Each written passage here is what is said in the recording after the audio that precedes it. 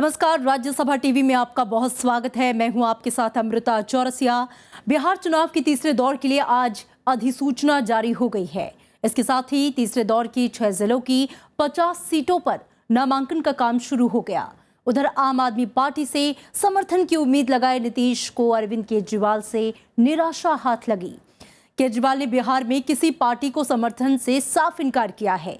दूसरी तरफ स्वतंत्र और निष्पक्ष चुनाव के लिए चुनाव आयोग ने 12 अक्टूबर से एग्जिट पोल के प्रकाशन पर रोक लगा दी है।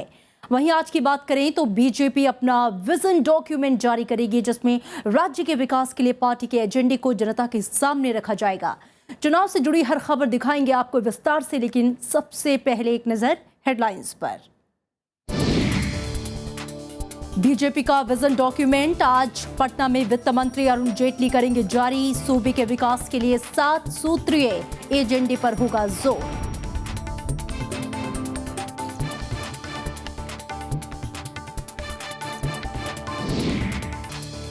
बिहार में समाजवादी पार्टी 85 की बजाय 121 सीटों पर लड़ेगी चुनाव। उम्मीदवारों की दूसरी सूची जारी, 30 प्रत्याशियों का ऐलान।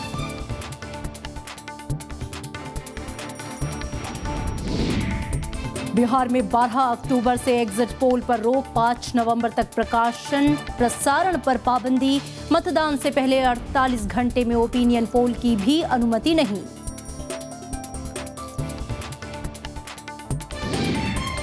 तीसरे दौर के लिए अधिसूचना जारी, 8 अक्टूबर तक भरा जा सकता है पर्चा। 6 जिलों की 50 सीटों पर 28 अक्टूबर को होगी वोटिंग।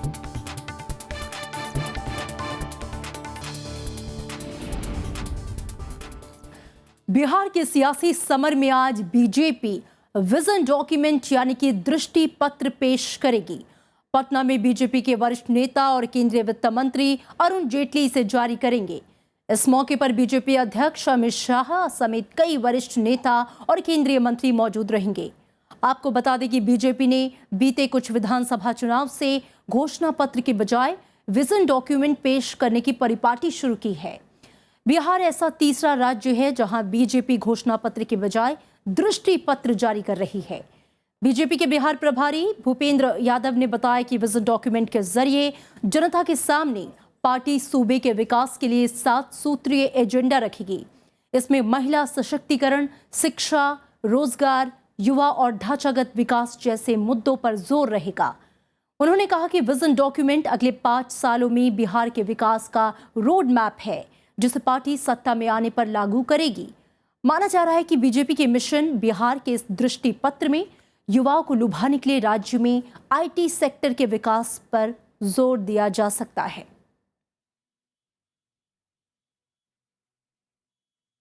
सीधा रुख करेंगे वैशाली का। रविंद्र शोराण हमारे संवाददाता हमारे साथ सीधे जुड़ रहे हैं। रविंद्र, आज का दिन बीजेपी के लिए काफी अहम विजन डॉक्यूमेंट पेश करने जा रही है। क्या उम्मीदें हम कर सकते हैं भारतीय जनता पार्टी के इस दृष्टि पत्र से? जी अमृता, देखिए जिस तरीके से पिछले पूरे चुनाव प्रचार के दौरान और उसके पहले जो 4 परिवर्तन रैलियां प्रधानमंत्री मोदी ने अलग अलग भागों में यहाँ पे बिहार के संबोधित की थी, उसमें जो बीजेपी का जो पहला एजेंडा है वो बिल्कुल जो मूलभूत सुविधाएं यहाँ पर हैं, जिनकी कमी पिछले 25 साल से वो लगातार इल्जाम लगा कि यहाँ की जो सरकारें आई हैं जी, लिए रोजगार। देश का ऐसा राज्य है जहाँ पर सबसे ज्यादा पलायन युवाओं का हुआ है, चाहे वो शिक्षा को लेकर के हुआ हो, या वो स्वास्थ्य सुविधाओं को लेकर के हुआ हो, या फिर वो रोजगार को लेकर के हुआ हो। यहाँ पे जो रूरल एरिया है, जो हम लोगों ने कल यहाँ करीब 60 से 70 किलोमीटर तक का सफर तय किया, लेकिन हैरानी की बात है कि उस 70 किलोमीटर में हम लोगों को 3 घंटे लग गए। शायद ही ऐसा कोई दूसरा राज्य देश में होगा जिसमें सड़कों की इतनी जर्जर हालत होगी। और इसके अलावा युवा जो है, वो युवा इतना भ्रमित हो गया है, वो इतना परेशान है कि यहाँ पे किसी भी तरह के रोजगार के साधन नहीं है। जब देश डिजिटल इंडिया की तरफ बढ़ रहा है और मंगलयान पहुंच गया है मंगल ग्रह पे, तब यहाँ का आदमी जो है वो कहता है कि हमारे पास सड़क जो नाव सिर्फ एक साधन है गंगा नदी को पार करने के लिए। ये विडंबना दिखाती है कि पिछले 7 दशक में हिंदुस्तान में आजादी आई है, उसका कोई भी प्रगति का अंश जो है वो इस इलाके में नहीं पहुंच पाया है। दुर्गम स्थान है जहाँ पे गाड़ी से पहुंच पाना ही संभव नहीं है। वहां पे जाने के लिए आपको पैदल की यात्रा करनी पड़ेगी। इस तरह की यहाँ पे स्थिति है। उन सबको देखते हुए जो है बीजेपी आज अपना विजन डॉक्यूमेंट जारी करने वाली है। उनका मेन अहम जो है वो रहेगा कि किस तरीके से फॉरेन इन्वेस्टमेंट यहाँ पे लेके आई जाए, फॉरेन इन्वेस्टमेंट यहाँ पे लेके आई जाए, किस तरीके से इंडस्ट्रियलाइज यहाँ पे इलाके को किया जाए, ताकि यहाँ जो लेबर है, जो स्किल्ड लेबर है या दूसरे जो मजदूर और खासतौर पे जो पढ़ा लिखा युवा है, उसको काम के सिलसिले में घर से बाहर ना जाना पड़े, वो अपने घर में काम कर सके। क्योंकि यहाँ सबसे बड़ी समस्या यही है कि चाहे पढ़ा लिखा हो या बेरोजगार या बिल्कुल उसे काम के लिए दूसरे राज्यों का रुख करना होता है। रविंद्र, अगर हम भारतीय जनता पार्टी की बात करें, हम पिछले चुनाव से देख रहे हैं कि घोषणा पत्र की बजाय विजन डॉक्यूमेंट पेश कर रही है। आखिर दृष्टि पत्र पेश करने के पीछे भारतीय जनता पार्टी का विजन क्या है? देखिए, दृष्टि पत्र का यही मतलब है कि किस तरीके से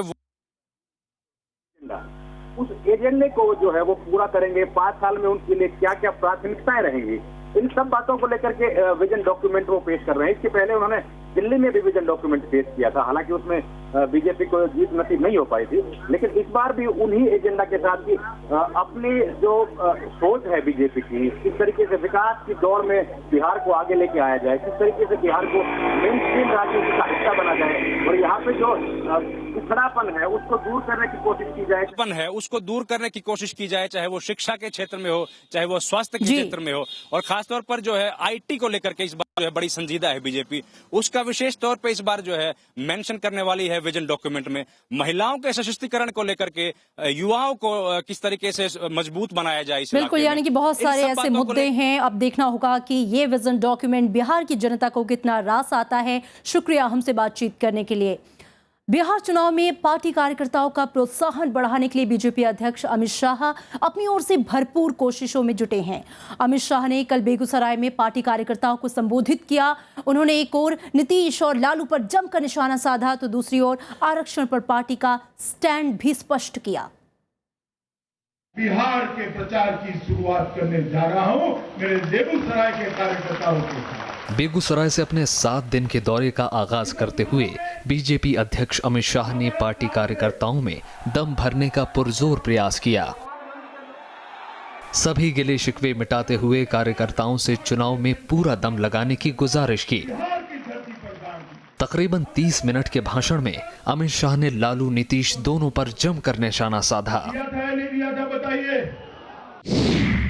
जयप्रकाश नारायण हो, राजेंद्र बाबू हो, जगजीवन राम जी हो, कर्पूरी ठाकुर हो, एक परंपरा, प्रामाणिक लोगों की परंपरा बिहार के नेतृत्व में रही, जिसका देश सम्मान करता था। और आज बिहार चारा चोर लालू के नाम से जाना जाता है।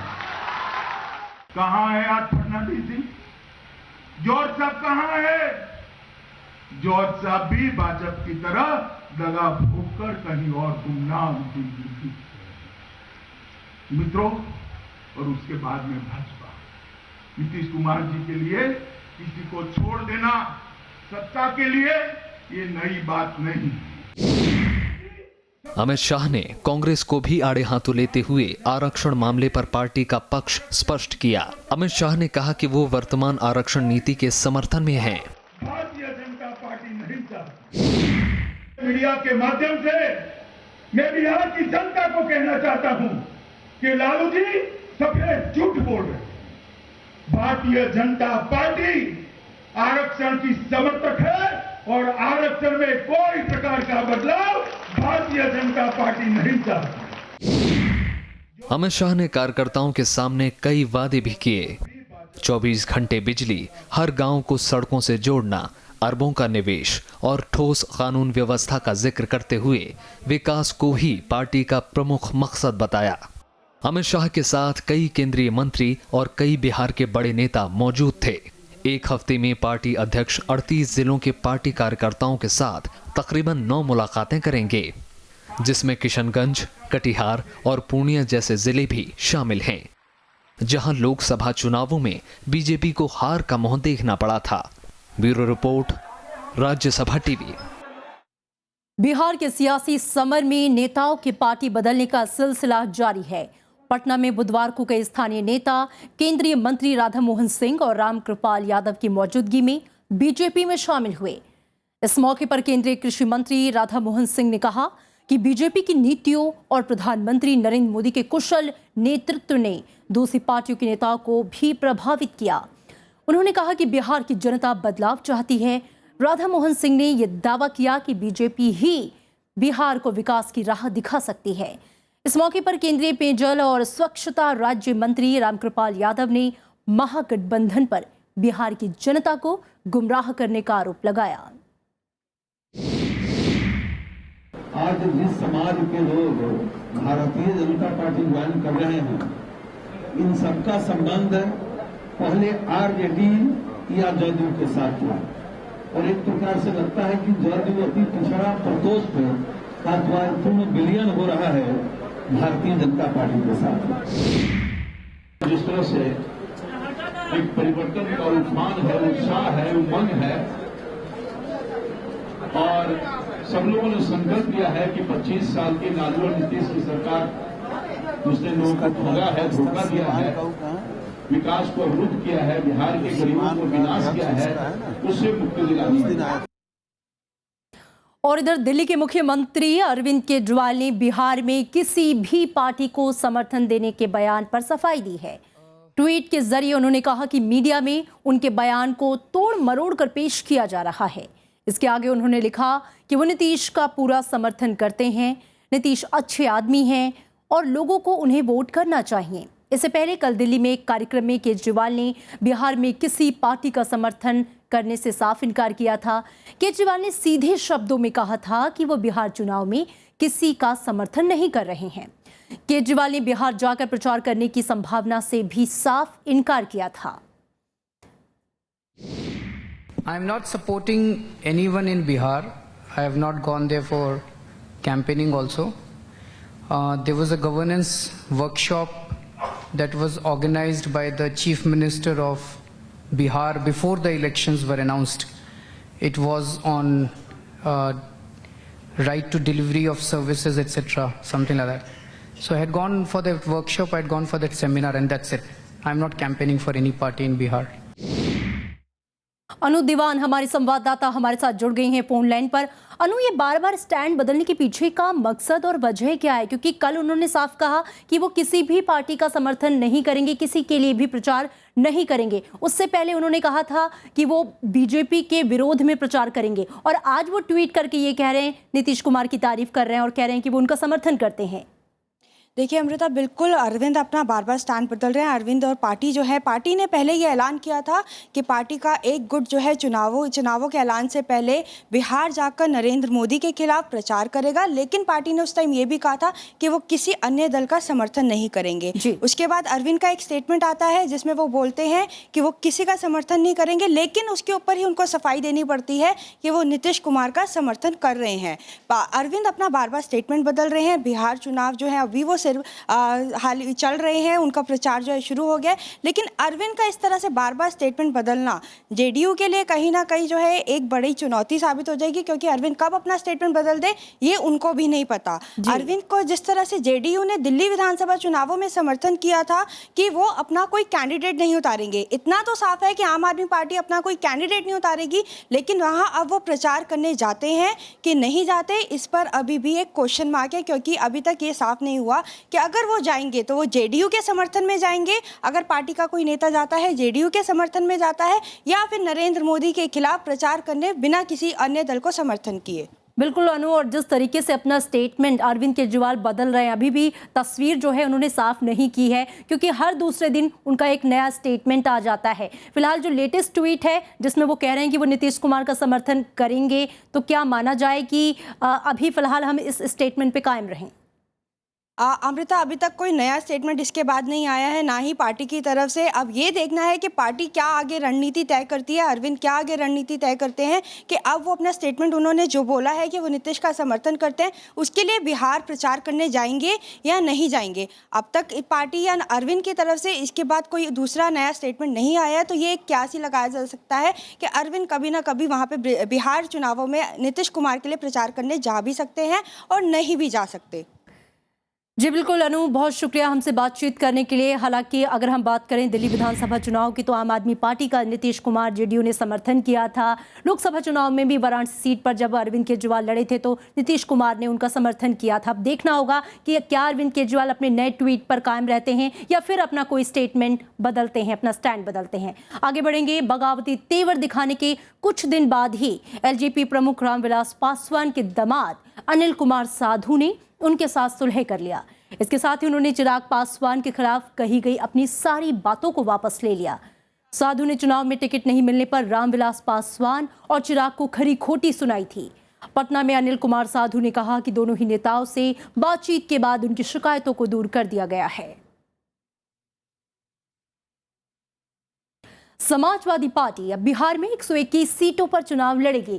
पहले पार्टी ने समाजवादी सेक्युलर फ्रंट के तहत 85 सीटों पर लड़ने का फैसला किया था। समाजवादी पार्टी ने कल पटना में उम्मीदवारों की दूसरी सूची जारी की।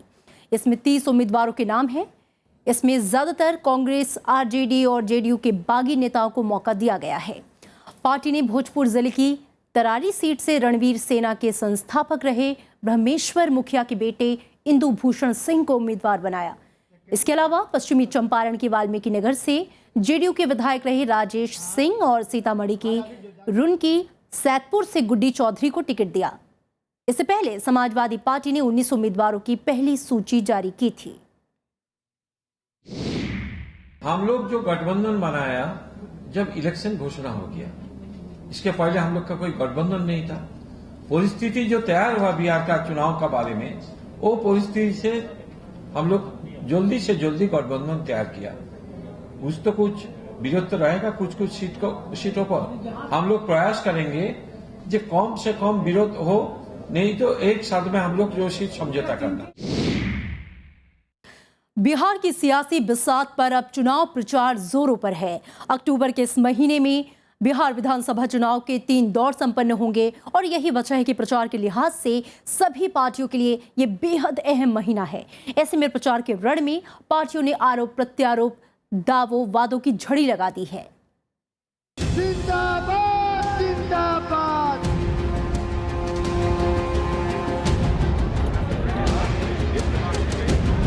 यूं तो बिहार के सियासी समर का आगाज विकास के मुद्दे के साथ हुआ था, लेकिन अब ये मुद्दा गुम होता दिखाई दे रहा है। इसके बजाय पार्टियां आरक्षण, मुख्यमंत्री पद के उम्मीदवार जैसे मुद्दों पर जोर दे रही हैं। इन मुद्दों पर महागठबंधन एनडीए को घेर रहा है। हमारे वाराणसी में जो युद्ध में नीतीश दूल्हा है और कहीं के पार्टी में दूल्हे नहीं है, तो जनता वोट किसको देगा? बीजेपी आरक्षण के मुद्दे पर महागठबंधन के आरोपों को सिरे से नकार रही है। पार्टी का कहना है कि महागठबंधन इस मुद्दे पर जनता को गुमराह कर रहा है। लालू जी, नीतीश जी के पास कोई दूसरा मुद्दा नहीं है, मुद्दा विहीन हो गए हैं, लोगों को दिग्भ्रमित कर रहे हैं, लोगों को गुमराह कर रहे हैं, मगर कोई गुमराह होने वाला नहीं है, कुछ नहीं चलेगा। सीएम पद के उम्मीदवार को लेकर भी महागठबंधन बीजेपी और एनडीए को घेर रही है। भारतीय जनता पार्टी आज के दिन में जुमलेबाज पार्टी हो गई। जब सवर्णों का वोट लेना रहता है, जब सवर्णों का वोट लेते हो तो सवर्ण के हाथ में नेतृत्व नहीं देंगे ये लोग। अच्छा चलो भाई, सवर्ण के हाथ में नहीं दीजिएगा तो आपका ओबीसी से मुख्यमंत्री का नाम तो बताएं। मुख्यमंत्री पद के उम्मीदवार को लेकर बीजेपी का कहना है कि इसका फैसला विधायक करेंगे। भारतीय जनता पार्टी आरक्षण, वर्तमान आरक्षण व्यवस्था की पूरी समर्थक है, फिर ये सवाल खड़ा नहीं होता है। लेकिन रोज ये लोग गोयबल्स के परिवार के लोग हैं, रोज एक ही बात को बोलते बोलते उसको सच बनाने की कोशिश करना चाहते हैं, सफलता नहीं मिलने वाली। जनसभाओं जैसे चुनाव के परंपरागत तरीकों के अलावा पार्टियां और नेता सोशल मीडिया के जरिए भी जनता के बीच अपनी बात रख रही हैं। Bureau report, Rajya Sabha TV. लोकतंत्र 2015 में यहां रुकेंगे एक छोटे से ब्रेक के लिए।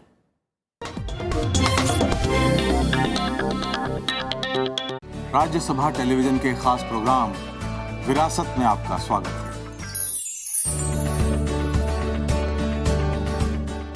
नया कलेवर, नया अंदाज,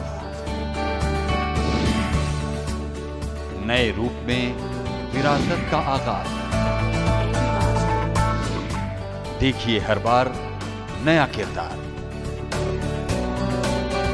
उनकी नजर उनका शहर के बाद विरासत का इंद्रधनुषी संसार, सिर्फ राज्यसभा टीवी पर।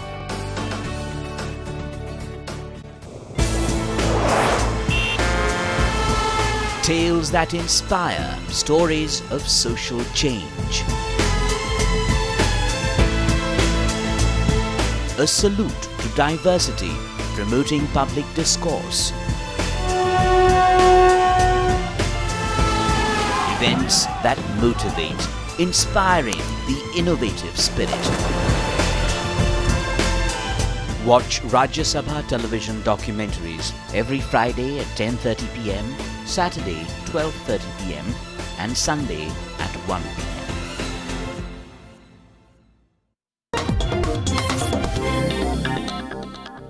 ब्रेक के बाद स्वागत है आपका। चुनाव आयोग ने बिहार में 12 अक्टूबर से एग्जिट पोल पर पाबंदी लगा दी है। ये पाबंदी 12 अक्टूबर को पहले दौर के मतदान से लेकर 5 नवंबर को 5वें दौर के मतदान पर खत्म होने तक जारी रहेगी। आयोग के मुताबिक एग्जिट पोल के प्रकाशन पर रोक 12 अक्टूबर को सुबह 7 बजे से लागू हो जाएगी। चुनाव आयोग की अधिसूचना में कहा गया है कि किसी प्रकार के एग्जिट पोल का संचालन और प्रिंट या इलेक्ट्रॉनिक मीडिया में प्रकाशन या प्रचार पर प्रतिबंध रहेगा।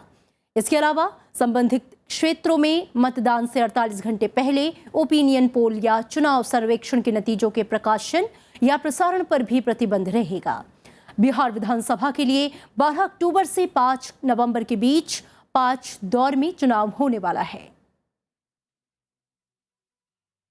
तीसरे दौर के लिए आज अधिसूचना जारी होते ही बिहार में चुनावी सरगर्मी और तेज हो गई।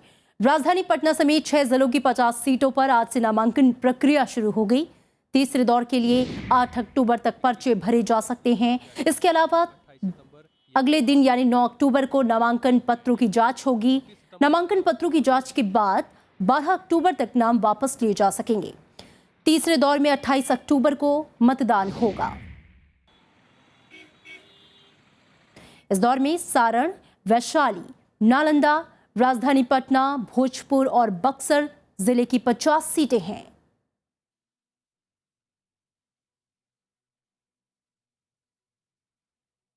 और इसके अलावा दूसरे दौर के लिए आज नाम वापसी का आखिरी दिन है। मंगलवार को नामांकन पत्रों की जांच की गई। इस दौर के लिए 499 उम्मीदवारों ने पर्चे भरे थे। नामांकन पत्रों की जांच में 471 उम्मीदवारों के पर्चे सही पाए गए, जबकि 28 प्रत्याशियों के पर्चे रद्द हो गए। आपको बता दें कि इस दौर के लिए 28 सितंबर तक नामांकन का सिलसिला चला। दूसरे दौर में 16 अक्टूबर को मतदान होगा। इस दौर में कैमूर, रोहतास, अरवल, जहानाबाद, औरंगाबाद और गया की 6 जिलों की 32 सीटें हैं।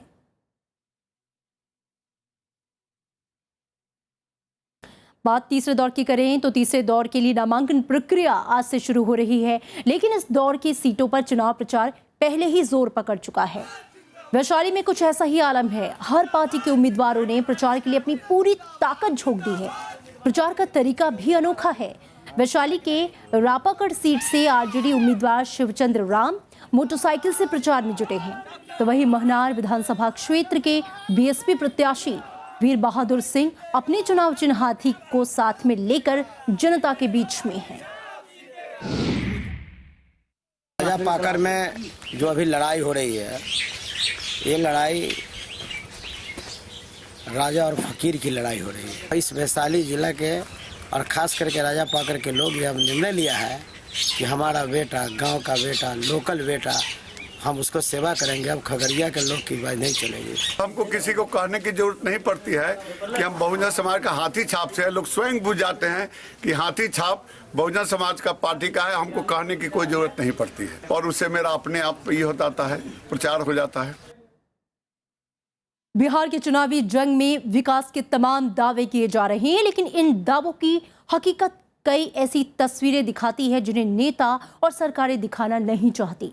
खगड़िया जिले में टूटे पुल और हर साल आने वाली बाढ़ के बाद पुनर्वास समेत मुद्दों की लंबी फहरिस्त है। लेकिन लगता है कि विकास के इन मुद्दों पर जाति ही हावी है। देखिए हमारी खास रिपोर्ट।